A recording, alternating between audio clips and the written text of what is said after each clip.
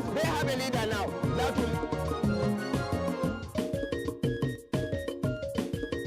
Simply put, Gura is a beautiful countryside with awesome landscapes. If something differently would be done to the Nigerian textile industries, that our youth will be employed.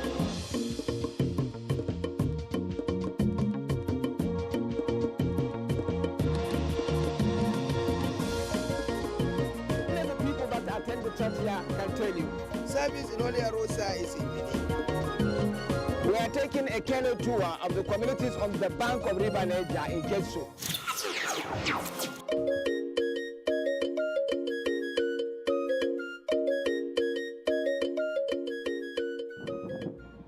Katsina, the capital city of Katsina State, is a land of heritage. Today, it may look quiet and unassuming, but locked in it are historical details few states in the country can compare. As a matter of fact, among several classes of Nigerians today, no mention of Katsina is ever made without deep and rapid reflections of its contributions to world history, in scholarship, culture, commerce, politics, and religion. Katsina still plays a leading role in these fields. Yet, whatever role it is playing today in these fields, nationally and internationally, they are precursors to what it has achieved over the centuries. Katsina's progress over the centuries came in the full light of history. The ancient city is strategically located along trans-Saharan trade routes. This allowed it contact with the outside world, through which commerce and scholarship, architecture and religion flourished. Katsina has been an old town that has been popularly known for trans-Saharan trade. In fact, trans-Saharan trade routes in Katsina started from where we are, this point. This point is identified as Upper Guga, and the Upper is just there. Now, Upper Guga in Katsina is iconic because it represents the trade that existed between Nigeria and countries across the Sahara for centuries. And in fact, all along these places, the communities that are living here are aliens. People who are coming from Niger Republic, who are coming from Mali, people that are coming from Senegal, because they have been brought here by the trans-Saharan trade route. So while effectively there may not be trans-Saharan trade in the perspective we know it was centuries ago, the trade is still going on, is still existing, and there are people still coming and reflecting that ancient era. So we are going to give you detailed and comprehensive story of this as we move on.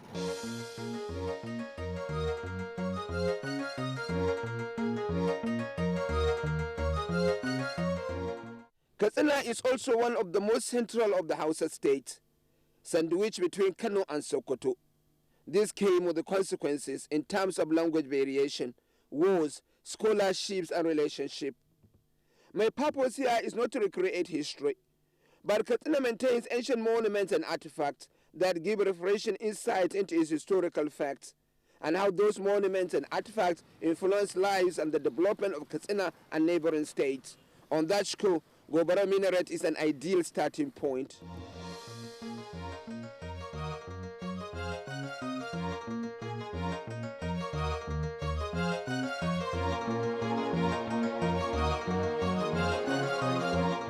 This is an architectural wonder that was believed to have been constructed in Katsina around 1348, over 600 years ago. Officials of the National Commission for Museums and Monuments say it is a portion of the first Friday Mosque in Katsina, and it signified the period Islam was introduced to the city. In Katsina State, the Bala minaret is revered, but actually it depicts the earliest religious practice in Katsina State, Islamic religious practice. But then, more than anything, the people of Katsina revere it as a national icon, or as an icon that represents Katsina State. In fact, they compare it with the Big Ben in London, the Eiffel Tower in Paris, or the amphitheater in Rome. In fact, the people of Katsina think it in context much bigger than what those nations feel about their monument. This minaret is very important to people of Katsina. It is proud. It's where anywhere you go, you can proud as its past central mosque. To see it as the mosque in the center line of Katsina is the first university in the sub-region in those times. Gobara Minaret is always linked with the efforts of the celebrated Islamic scholar Sheikh Muhammad Abdul Karim Al-Magili and Sarki Muhammad Kourou, the first Muslim ruler in Katsina. Records from Katsina show that at its initial construction, The minaret was over 122 meters or 400 feet tall. The main body of the tower fell at a period in time, and this led to the reduction of the tower to its present height of about 17.11 meters, with a base of approximately 83.36 square meters.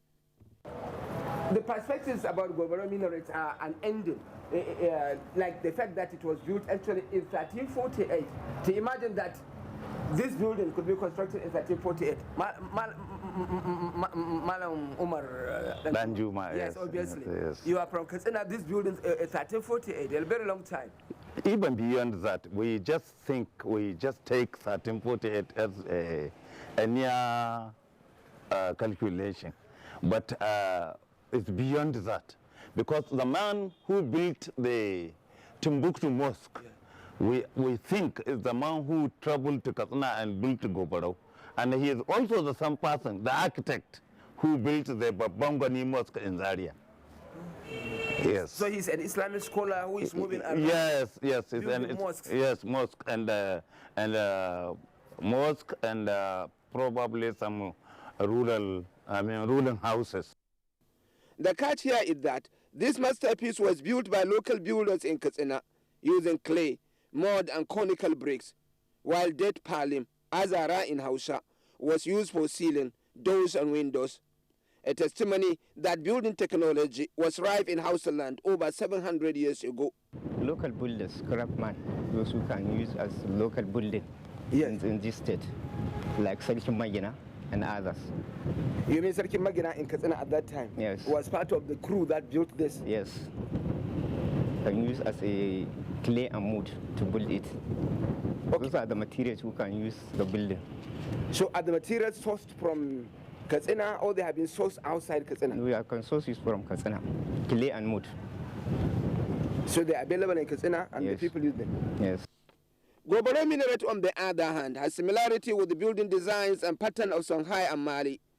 Many scholars say this underscores the history of political relations and transmission of local indigenous language and skills. If you see the trans-Saharan trade routes that starts from Katsina city here to Maradi, to Timbuktu, to Sudan, to Tunisia, this same route is the same that you can travel through to this village, towns. These people who are also rulers and scholars, or maybe missionaries, Islamic missionaries. Islamic, yes. They are coming through the same route. The same routes. And going through various. And they do trade also, because the Katsina people do trade with these people on the same routes. On the same route. Yes. It is conspicuous that no mosque is around the Gobaro minaret today. It stands alone. What happens to the mosque and at what period? My respondents could not come with a realistic answer. They believed, however, that the mosque which sheltered the minaret attracted students across western and central Sudan and the Maghreb. Later, it served as a kind of university. No, it was a university before it is turned into mosque. Oh. You see, Islam has already been established because here is a center of learning. Before it is even transformed to mosque, it was a university. Learned like Saint Walid and Marana, Walid and Takum were all students here. So Islam has already been established in Katsina before 1338, before Gobaro minaret was built. So the Gobaro minaret was even a later development? Later development. And this is the second or third transformation, because the original building was not like this.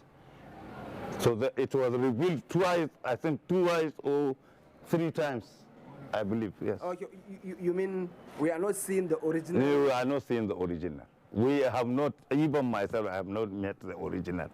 I don't think even my father met the original. So what of the integrity of the place and other things? Oh, very big. Yes.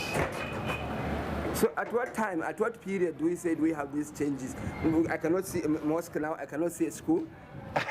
Yeah, obviously. Well, imagine the years. You see, they said 1338. 1338 to date. How many years? Even my great-grandfather was not born. Gobaro Minaret used to be the highest building in ancient Katsina and environs. In 1927, Emir Muhammad Dikko commissioned some Katsina master builders to rebuild the minaret. The minaret as it stands today is the product of that exercise. The minaret, apart from serving purposes of scholarship and Islamic learning, was used as a watchtower. Custodians of Gobaro Minaret say the edifice attracts scores of students, scholars and tourists all year round. In truth, this monument will never fail to capture the minds of its visitors on the strength of its architecture, aesthetics and history. There are concerns, however, with the maintenance of this national monument.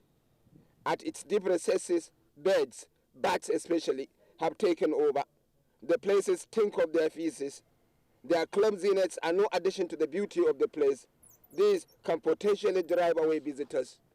Moreover, the rooms along the minaret's elevation are barely given any care. If only this national edifice can enjoy more serious concern. Earlier, we established how trans-Saharan trade routes terminate at Upper Guga. Trade across the Sahara has shaped relations between Katsina and the outside world for centuries.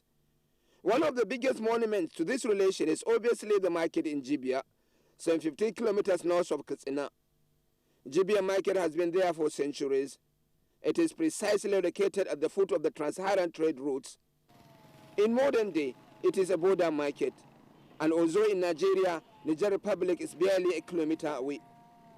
Up to this day, Jibia market maintains its multicultural and multinational patronages. Officials of the market say 40% of the people who come to the market Saturday through Sunday are foreign nationals. An estimated 30% come from Niger Republic, 10% from Mali and countries along that route.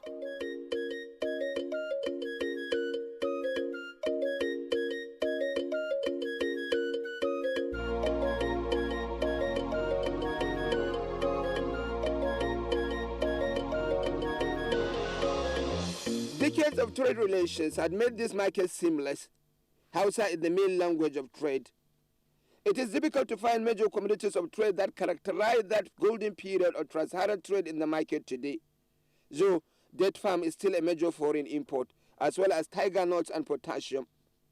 As a matter of fact, the story of Jibia market today is a story of changes brought about by modernity and creation of states. Its unfading value remains its international outlook.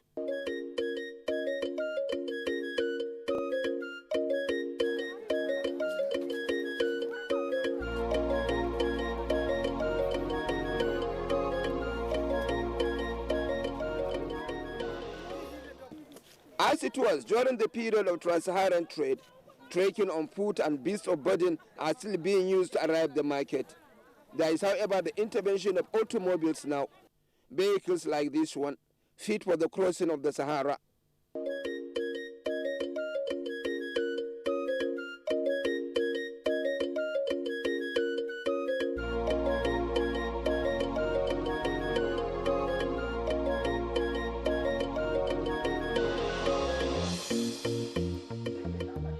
You don't get to see any of these kind of vehicles, but in places like Jibia, all these vehicles are heading to various international destinations. One feature of them is that on their arrival or return journey from the market, they are always overloaded.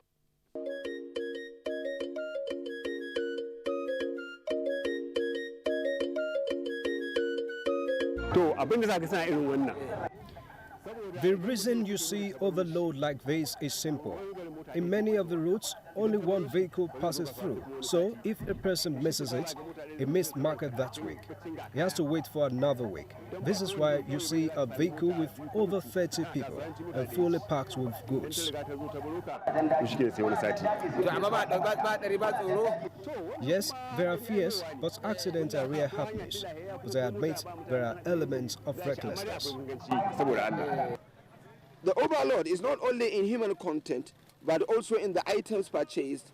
Of particular interest to me were rubber gallons strapped to the body of vehicles containing highly inflammable commodities like petroleum, kerosene and gas. Many of these commuters come to the market from villages, not cities. They bring mostly grains to the markets. Going back, they buy kerosene, gas for their engines, sugar canes, sweet potato, and other items they don't have across. Generally, this market is closer to them than their markets in Nigeria Republic. This is why every week you find scenario like this.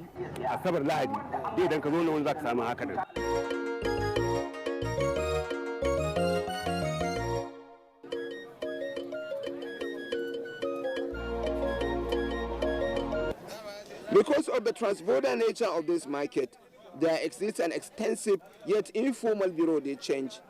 This exchange center is the engine of trade in Jibia market.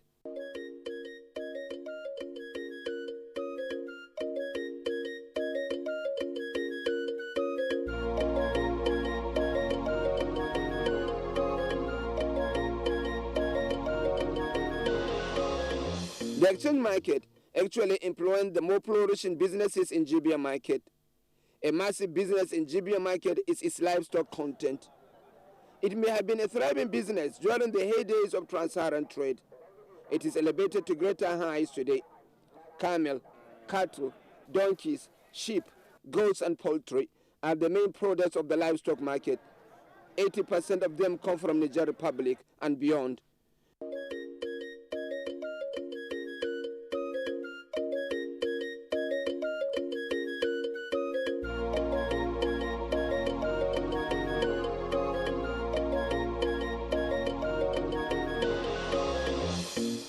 We arrive at the market when something different is happening to its livestock segment, and it is changing the behavior of the market.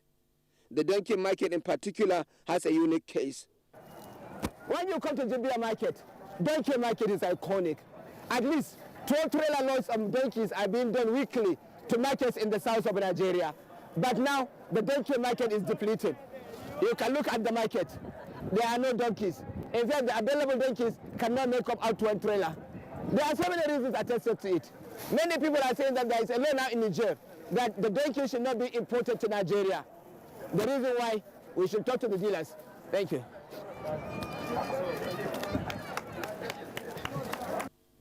The donkey market is witnessing a holiday it has never witnessed in a long time. And major dealers and unit buyers are complaining. Somali Ilyas has been a dealer of donkeys at Jibia market for close to 20 years.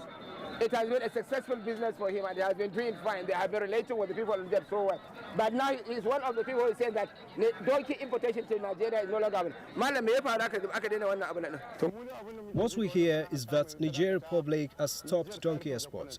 They complain that the export is ending their donkey population and their subjects don't get the donkey for their agriculture and domestic chores. We used to load 20 trailers of donkey in this market every week. This week, not a single For 28 years, this man said donkey business in Jibia had been his life. Now the market is dying. He is thinking of going back home to start farming.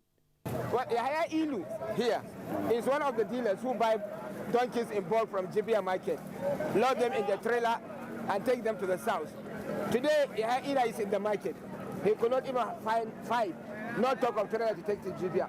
What is the problem? Almajiri. Kai kana loading jakuna. Wannan gaskiya ne. A trailer. Ka kai su kudu ko? Izambo ba? Izambo.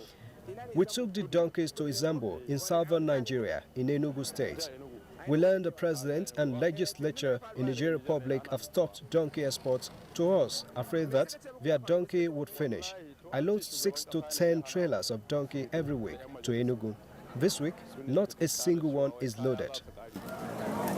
Shine kaga nan da muna loda trailer uku muna loda 5 6 7 8 har 10 amma Although the donkey market is different, there is a common trend that is affecting all the livestock market. People bringing cattle or camel from Niger to Jibia are no longer doing so. They no longer break even. The market, which week in, week out, see tens of trailer loads of sheep, goats, and cow leave for market across Nigeria, are no longer loaded. The animals are not coming to the market in the number they used to do.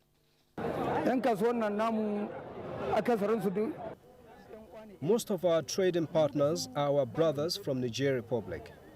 We can't do without one another. They bring the livestock, and when they do so, the market would fill. It so happens now that the people of Niger would use safer to buy livestock from home. The moment they bring the animals here, when they sell and exchange naira currency, they record losses. They don't break even. Many have stopped the business. Some now buy fair animals here and take it to Niger and gain profits.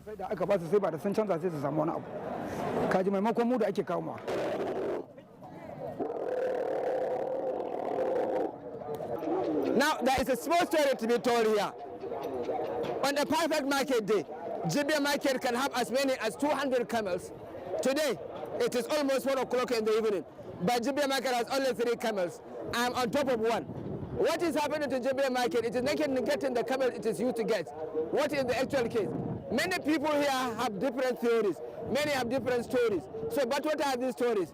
Let me calm down. We'll get the stories in detail.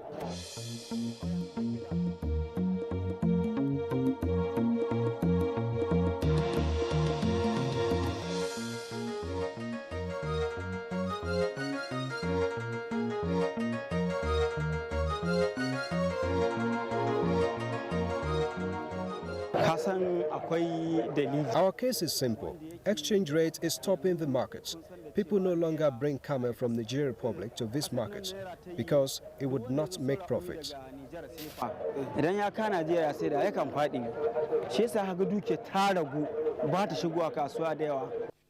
Although the situation in Jibia market is sending many out of business, there are ongoing efforts to revive the market, even as major interest groups appeal for their country's intervention on the matter. What we always tell our people is that we are going to carry their complaint to the higher authorities.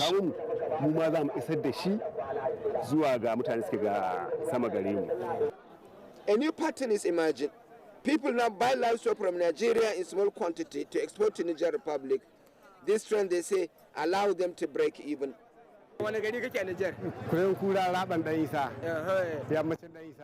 I'm from Nigeria Republic and into cattle business in Jibia markets.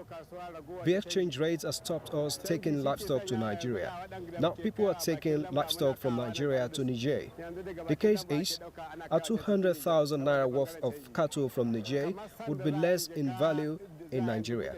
But if it is a reverse case, the cattle would worth approximately 270,000 naira. It is a year since I brought any animal to Nigerian market. I used to bring 20 to 30 cattle every market day. Now I'm back home doing the business there.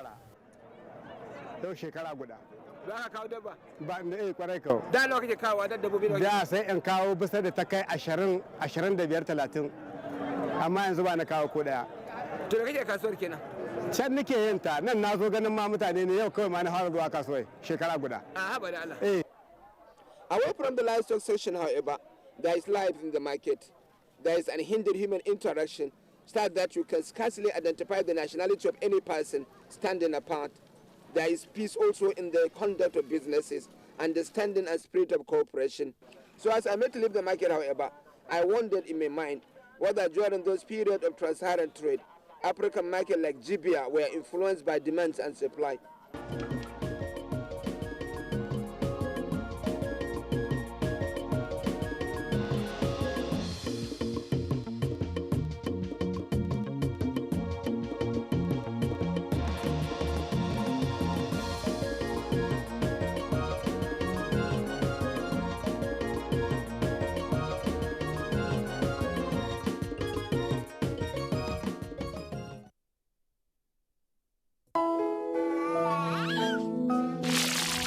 Being a mother is a lot of work. Being a caring mother is a daily task. To have a healthy mother and child, you need all the help you can get.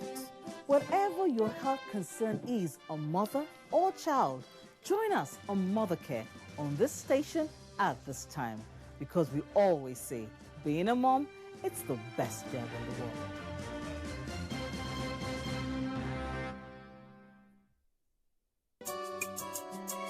How to make a sculpture piece. You get your clay. It has to be processed and well kneaded. Prevent it from drying by putting it in a plastic bag. Then get a base. Bases are essential because you need to sculpt on a surface that can make the work easy to move. A spatula, a piece of broom to etch and make details. Now, one good thing about art is everything could be used as a material. Let's sculpt.